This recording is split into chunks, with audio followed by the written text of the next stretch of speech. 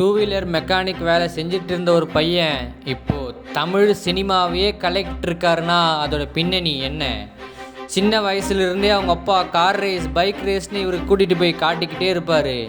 இப்படியே வாழ்க்கை போய்கிட்டு இருக்குமா என்ற சமயத்தில் இவர் பள்ளி படிப்பை முடித்துட்டு ஒரு மெக்கானிக் செட்டில் வேலைக்கு சேர்றாரு. அங்கே பைக்கை பற்றி முழுவதுமாக தெரிஞ்சுக்கிறாரு.